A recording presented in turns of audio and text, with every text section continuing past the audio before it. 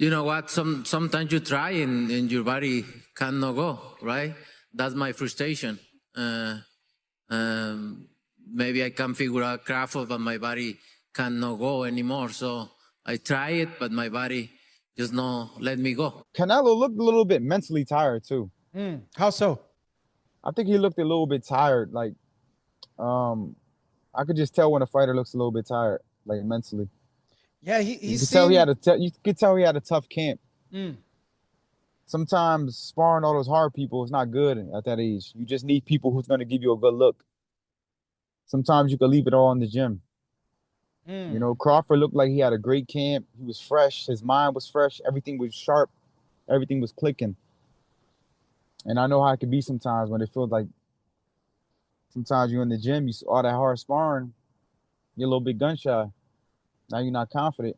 He looked a little bit tired, mentally tired.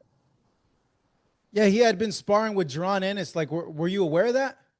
Yeah, I saw it on the internet. Yeah, I saw that. But he's been really active too. Remember, I think I just saw somebody post something. He had 11 fights in 4 years. Yeah. That's crazy. And you talk about high-level fights, undefeated guys. He seemed really frustrated in there at certain points in the fight also. Yeah, for sure. I just think he was a little bit mentally tired. And when you're mentally tired, your brain is not sharp. Like, it's just not all the way there. Like, you throw one punch, you next thing you get hit with 3 punches. Like, damn. But usually you hit, you sharp. You feel me? You can make that adjustment after you throw a punch, get your defense right. But sometimes when your brain is not clear, it's not sharp. You know, it's hard to get away from punches. After years of ruling boxing, after being called the face of the sport, after earning hundreds of millions and building a legacy of dominance, something's changed. That unbeatable aura, it's cracked. His shocking loss to Terence Crawford didn't just stain his record.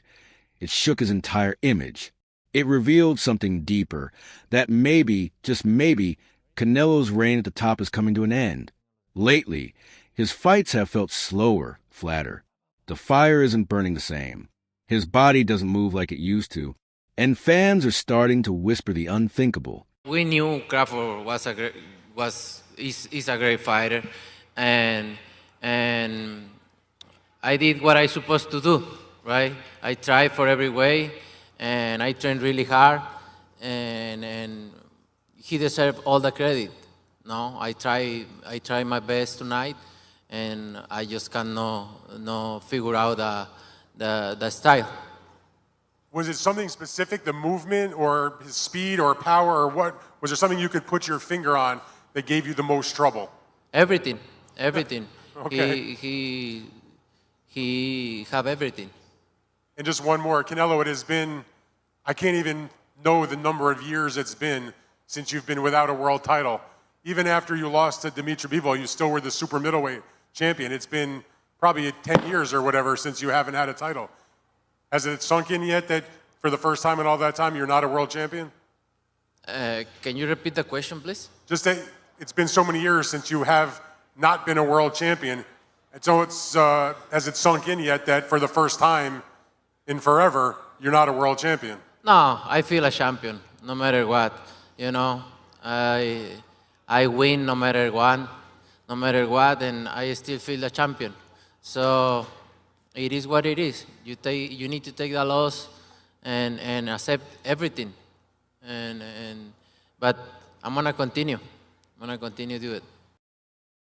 The fight that shook the boxing world. Heading into the Crawford showdown, everyone thought they knew how this story would go.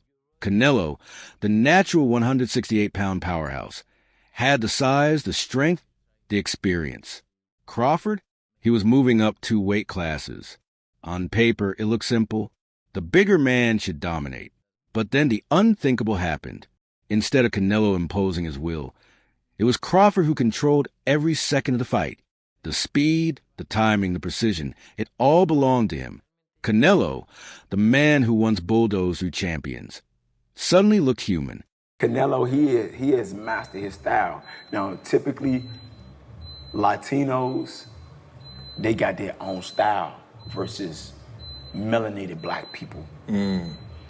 Having like more rhythm, more flashiness and panache to their stuff, more swag. Yeah. We just fight different than other ethnicities. If you want to throw Amir Khan in there, his ethnicity, he was in and out. Yeah, that's the European kind of style. Textbook, you know, but that was his style. Canelo got his style and he mastered it. Terrence Crawford cannot take nothing away from him. He's like freakishly good, you know. He go both sides, southpaw, orthodox, you know. And I feel like he adapt well. But it don't take much to get hit, especially these little 8-ounce gloves. He cannot slip up. He cannot slip up. He gonna have to stay set from bing to bing from round 1 to 12, and he better be in shape. I'm talking about like not 12-round shape. I'm talking about like 16-round shape. Crawford didn't just beat Canelo. He outboxed him, outsmarted him, and outworked him. Canelo kept marching forward, desperate to land that signature body shot. But he looked slower, heavier, predictable. Crawford stayed a step ahead the entire night, circling, countering, popping him with clean shots, and making one of the sport's greatest look ordinary. By the end of 12 rounds, there was no doubt.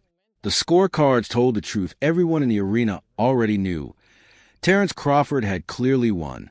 And just like that, Canelo's aura of invincibility at super middleweight was gone. God, it makes me horny. Yeah, baby. To tell you I told you so. I told you. I predicted the Canelo Crawford fight like a goddamn fortune teller. You're the Oracle? Canelo's feet were cemented on the canvas as he was hitting air. What the was that? Props to Crawford. Thank you. He came up 3 weight classes and fought a beautiful fight. Good job. What a great performance. Did you get what you was looking for? Like taking candy from a baby. My candy. He just played with Canelo, made him look silly. And before you start with your about Canelo being old, just know that Crawford is older. I'm too old. That's not an excuse here. Look, I promoted Canelo's entire career. Put some respect on it. And there was a huge fluff. How do you like them apples? The only real fighters he's faced were Mayweather, Bivol, and Crawford. And they all toyed with him. This wasn't just a loss. It was a wake-up call. The moment fans started to wonder if Canelo Alvarez might not be the same fighter anymore. If we're being real, the warning signs were already there. Against Dimitri Bivol, Canelo looked like he was fighting in quicksand. Slower, hesitant, unable to pull the trigger. Yeah, he landed punches, but they didn't have that trademark snap, that explosive power that used to shake opponents to their core. It was, it's not interesting to see the fight when one person doesn't want to win at all. But it was hard fight for Canelo because he was always aiming, and even the skull didn't throw punches, and it's hard to catch him. You know, he's just moving, but his movement is good, to be honest. Yeah. Then came the fight against William Skull. Sure, Canelo got the win, but it didn't feel like one. Fans called it dull, lifeless, uninspired. The old Canelo, the sharp counterpuncher, the ruthless body snatcher, was nowhere to be found. He got the job done, but the fire that wants to find him, it just wasn't there. Absolutely crap. Load of rubbish. The fight really was a waste of time. If you haven't watched it, don't watch it, because there's better things you can be doing, like probably watching the grass grow or watching some paint dry maybe. But that fight was a total waste of time. Watching that as a former unified super middleweight world boxing champion and Hall of Famer, I was thinking to myself, what an opportunity you've got there. If I was fighting still 10 years ago, if that opportunity came up for me, I know Canelo Alvarez is going to be a tough fight for anybody. I know it's a long ask trying to beat a guy like that, but come on. If I'm in there with Canelo for whatever amount of money, there's going to come a point where I'm saying, right, I'm going for it now. Probably around 3 or 4, I'm going to stick it on him and have a go. To be given an opportunity like that, Skull, defending his IBF title and potentially becoming undisputed, to go in there and just perform like that, for me, it's not acceptable. And I think in my day and with my mindset and the way I used to fight, I'd have gone for it. Just gone for it, and then give the fans, give the boxing fans, and do myself and my trainer. Even his stoppage win over Caleb Plant felt different. It wasn't a dynamic, electric Canelo who used to slice through opponents. It was a slower, more methodical grind. He broke Plant down round by round, but the spark wasn't there, and against Crawford, it all finally caught up to him. It wasn't just that he lost. It was how he lost. The fire, the urgency, the hunger, it just wasn't the same. You could see it in his eyes, almost like he didn't even try to dig deep this time. He didn't even try. The thing is that what we've seen with, he's Mexican. What we've seen with Mexican fighters like Chavez, who was having a hard time against Mayweather. Chavez, who was having a hard time against Meldrick Taylor. But he kept going. He kept trying and, missing, getting hit, whatever, but he kept going, cutting the ring. He had that mentality, that heart of a warrior. Barrera did it a few times. Morales did it a few times. Just to mention those. Marquez coming from behind, or a very close, tough fight against Pitbull, Diaz, Juan, what do they call him? Baby Bull. The Baby Bull. I said Pitbull. Baby Bull. But, never gave up, kept going, kept doing it. That's what Canelo missed, man. Even if he would have lost, but never changed the game plan, never tried anything different. Always kept the same rhythm, even though he was losing, still looking for that left to the body with no, from far, opening up, keeping his chin up. He's never been in those situations, so maybe that hurt him. The reflexes aren't as sharp. The head movement, not as slick. The footwork looks heavier, slower. Canelo's become a seek and destroy fighter because that's all his body will let him be now. At 35 years old, with nearly 65 professional fights behind him, the wear and tear is undeniable. Sure, 35 isn't ancient in boxing. Guys like Bernard Hopkins and Manny Pacquiao fought well into their 40s. But here's the difference. Canelo turned pro at 15. That's 20 years of wars, 20 years of training camps, 20 years of punishing his body in ways most fighters can't even imagine. And it's finally starting to show.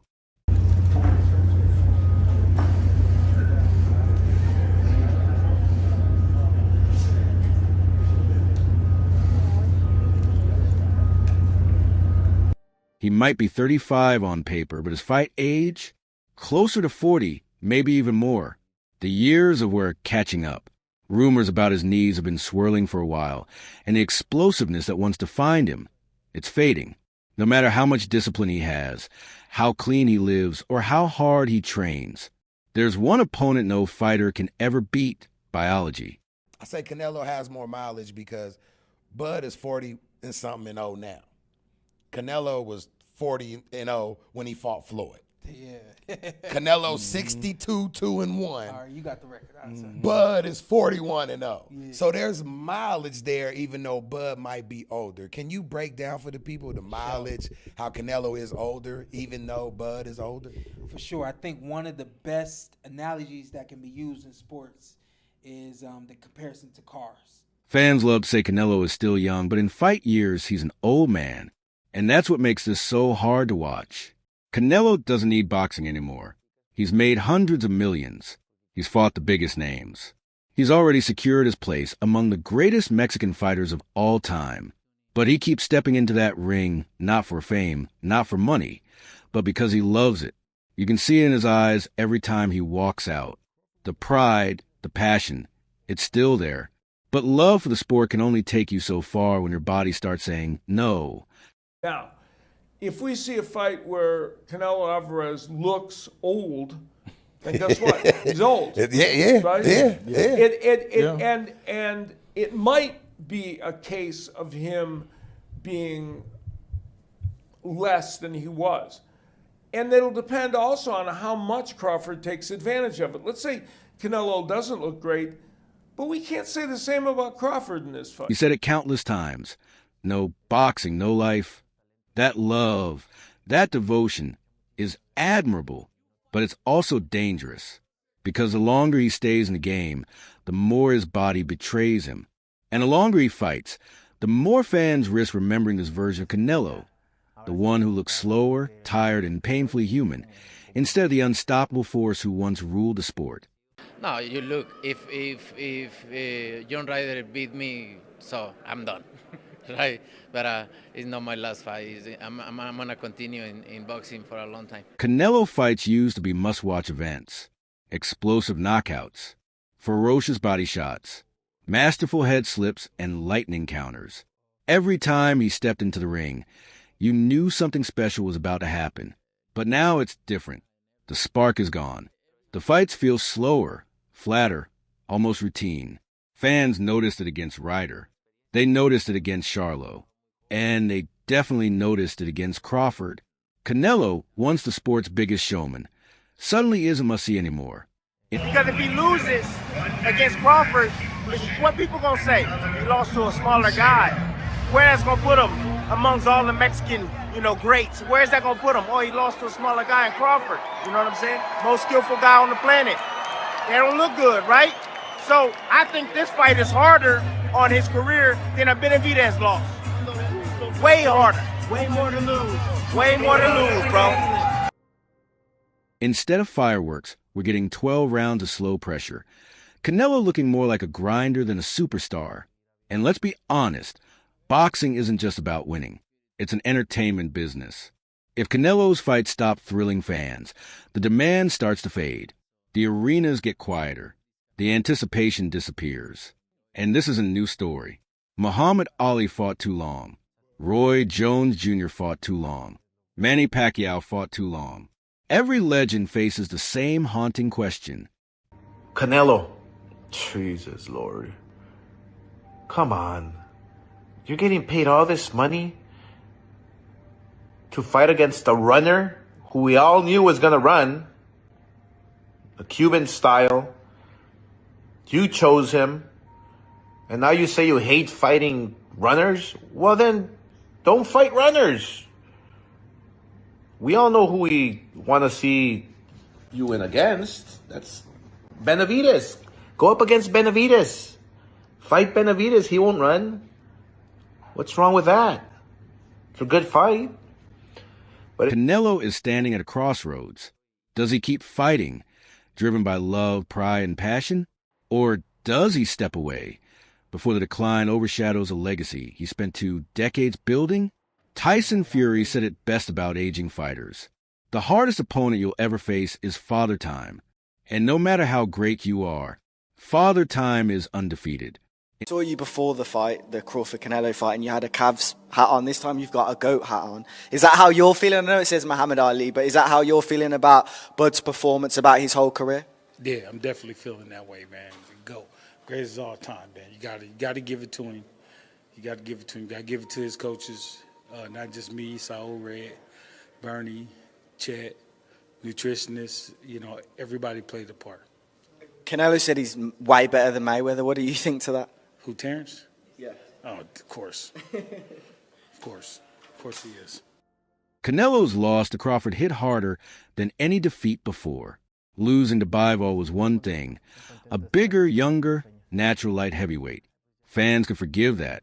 But losing to Crawford, a smaller man moving up 2 divisions, that exposed something deeper. Canelo is no longer the big bad wolf.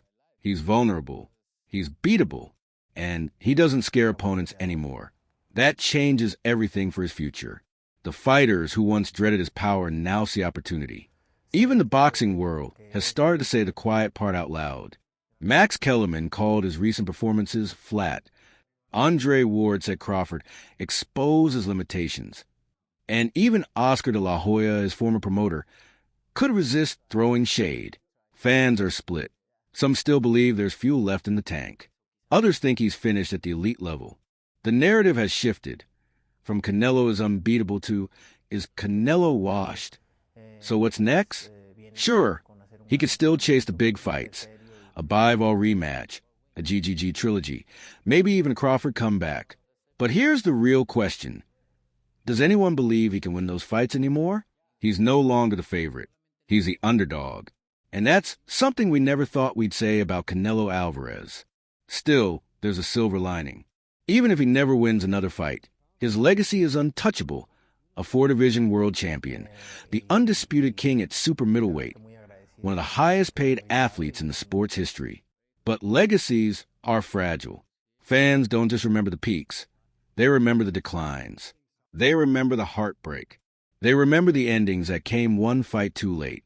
My problem with Canelo is his intensity. He doesn't have the same intensity that he used to have, and I think that's going to be the biggest issue for me. Can he still counterpunch? Yes. Can he still be slick? Yes. But does he have the energy and the intensity that he used to have when he was younger, or even when he fought Caleb Plant, to be honest? That was his last performance. Last great performance. So for me, it's like, is he going to be able to have that second, third, effort? Because that's the problem what he has. When Bivol gave him like 3 extra movements and 3 extra shots, Canelo ended up doing weird defensive moves that got him out of position. I'm like, what's going on here? It was like the Ryan shoulder roll. No, but that's better. The Ryan roll. No, that was good, man. I beat up Duarte with When that. he does it, it's good. Yeah, come on now. It's a different I thing. asked Floyd. Floyd said that he had no problem with it. So You look like Floyd doing that, though. thank you. I didn't want to hear you talk. You can't fight for nothing. Oh, there it goes. There it goes. If Canelo keeps fighting and keeps losing, the story could shift from one of the greatest ever to another legend who stayed too long.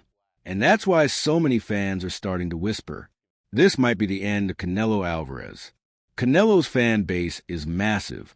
In Mexico, he's treated like royalty, a national hero, a symbol of pride. But his relationship with fans has always been complicated. For every fan who praises his greatness, there's another who calls him overrated. Some say he cherry-picked opponents. I would like to see Canelo retire too. I don't think he will though. He's got a multi-fight deal with Turkey Al-Sheikh. It's a lot of money on the table, and he's a proud champion. So I could understand him not wanting to end on that note. But you can see Canelo getting older, and I'm not just talking about ring. I mean, you can see it in his face. For the Netflix special behind the scenes, you kind of see the age, you see the wear and tear. The man has been fighting as a professional since he was 15 years old. 20 years. He's got over. Yeah, it's a long time to be getting hit with 8-ounce and 10-ounce gloves, even if you take it well. And oftentimes the guys that take it well, they show it more because I'm absorbing a lot of shots and you giving me praise for absorbing them shots, but them shots take a toll. I don't know how much longer he should keep fighting, and it's not because he can't fight anymore. Still one of the best fighters in the world, but you get into the hunger conversation. You get into the total punishment that you got to add that stuff up.